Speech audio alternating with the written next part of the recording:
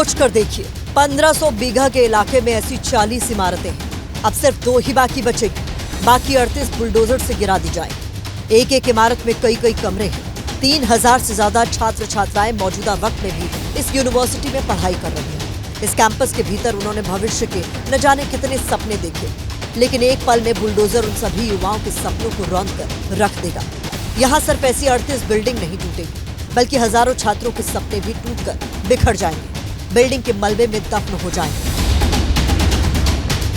ये जो गेट के अंदर हम दाखिल होते हैं तो ये मैप लगा हुआ है। ये यूनिवर्सिटी जो है लगभग जो 1500 बीघा ज़मीन में बनी हुई है। इसके बैक साइड पर जो है जो एक नदी है, कोसी नदी, वो बहती है और फ्रंट पर ये रोड है।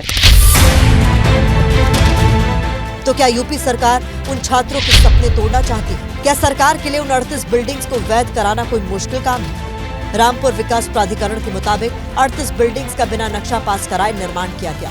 हालांकि यूनिवर्सिटी प्रशासन का अपना अलग पक्ष है। रामपुर विकास प्राधिकरण का कहना है कि ये क्षेत्र साल 2024 से उनके अधिकार क्षेत्र में है। यूनिवर्सिटी प्रशासन का पक्ष है कि जब भवनों का निर्माण हुआ था तब ये क्षेत्र प्राधिकरण के अधिकार क्षेत्र में नहीं आता था, जिला पंचायत के पास था। आरडीए का कहना है कि यूनिवर्सिटी को नोटिस देकर भवनों के नक्शे की जानकारी मांगी गई थी, लेकिन कोई संतोषजनक जवाब नहीं मिला।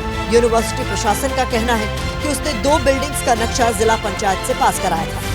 जिला पंचायत की तरफ से 2017 तक कोई नोटिस नहीं दिया गया। अब प्रशासन का कहना है कि जब 2 बिल्डिंग के नक्शे पास कराए गए, इसका मतलब है कि यूनिवर्सिटी को नियमों की जानकारी थी। जब 2 भवनों के निर्माण की मंजूरी ली गई, तभी बाकी 38 का नक्शा मंजूर क्यों नहीं कराया गया? ये तथ्य प्रकाश में आए हैं कि जो 40 भवन वहाँ पे निर्मित हैं, उसमें से 38 भवन ऐसे हैं जिनकी मानचित्र स्वीकृत नहीं है। इस प्रकार से ये अवैध निर्माण पाया गया है और इसके दोषीगण का आदेश पारित कर दिया गया। उन्हें 15 दिन इंतजार करना चाहिए था। वो कैंप उन्होंने लगाया, ये कौन सी इंसानियत है और कौन सा कानून है भाई?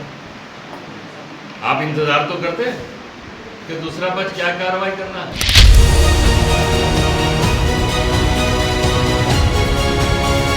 यहाँ डीएम साहब को ये भी बताना चाहिए कि 2024 से ये क्षेत्र उनके अधिकार में है, तो उन्हें नोटिस देने की याद 2026 में जाकर क्यों आई? एबीपी न्यूज संवाददाता ने डीएम से ये भी पूछा कि क्या इस बिल्डिंग को गिराना ही एकमात्र विकल्प है? क्या जुर्माना भरकर उसे वैध या नियमित नहीं कराया जा सकता? प्राधिकरण की जो नियमावली है उसके अनुसार उनको 15 दिन का समय दिया गया है अपने निर्माण स्वयं से हटाने के लिए। इसके बाद अगर निर्माण नहीं हटाया जाता है तो प्राधिकरण अपने स्तर से कार्रवाई करेगा। प्रशासन की दलील है कि पूरे नियमों का पालन करते हुए यूनिवर्सिटी प्रशासन और आजम परिवार को नोटिस देकर जवाब मांगा गया। जवाब संतोषजनक नहीं मिला, इसलिए अब बुलडोजर एक्शन की तैयारी की जा रही है। लेकिन सवाल सिर्फ कंक्रीट की इमारतों का नहीं, बल्कि छात्रों के भविष्य का भी है। यूनिवर्सिटी गेट के बाहर एक ये पंडाल बनाया गया है और छात्र छात्रा परामर्श केंद्र यहाँ खोल दिया गया है। ये जिला प्रशासन की तरफ से खोला गया है क्योंकि शिक्षा विभाग के जो अधिकारी और कर्मचारी हैं वो छात्र छात्राओं को बताएंगे कि वो किस तरह से आगे अपनी पढ़ाई जारी रख सकते हैं। शासन का निर्देश था यहाँ कैंप लगाया जाए बच्चों की काउंसलिंग के लिए, कि कोई बच्चे पैनिक ना हो पाए।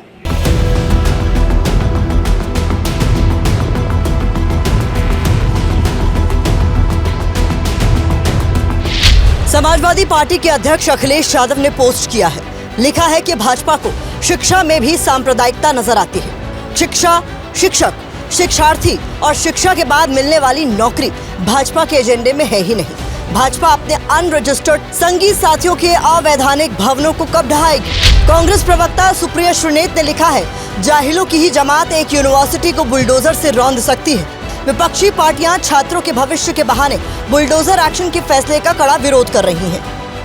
भारतीय जनता पार्टी की सरकार है और ये तो बुलडोजर वाली सरकार है। ये तो हमारे छात्रों के भविष्य में बुलडोजर चलाने का काम कर रही है। ये तो किसी पे भी बुलडोजर चला सकती है, लेकिन असल बात तो ये है, जब राम मंदिर में इतनी बड़ी चोरी हो गई तो वहाँ पे इनका बुलडोजर थक गया है। शिक्षा के मंदिर पर बुलडोजर चलेगा तो ये छात्रों के, नौजवानों के भविष्य पर चलेगा। लेकिन यूनिवर्सिटी बनने में बहुत वक्त लगा है, उसको ढाइए मत।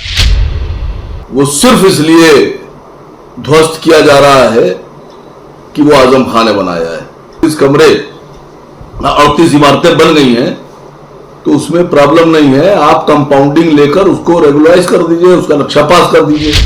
जौहर यूनिवर्सिटी पर बुलडोजर एक्शन के मुद्दे ने यूपी के सियासी गलियारों का तापमान बढ़ा दिया है। विपक्षी पार्टियों को इसमें ध्रुवीकरण का एंगल नजर आ रहा है। बीजेपी सरकार की मुस्लिमों के प्रति भेदभाव की नीयत दिखाई दे रही है। दूसरी तरफ सरकार के मंत्री और सांसद नियम कानून का हवाला दे रहे हैं।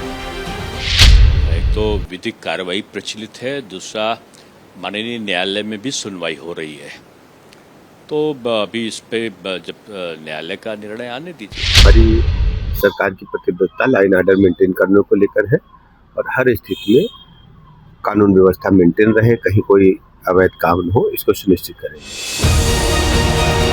फिलहाल विपक्षी पार्टियों का आरोप है कि बदले की नीयत से यूनिवर्सिटी के भवनों को गिराया जा रहा है। सरकार अपने फायदे के लिए 3000 छात्रों के भविष्य से खिलवाड़ करने में भी पीछे नहीं हट रही।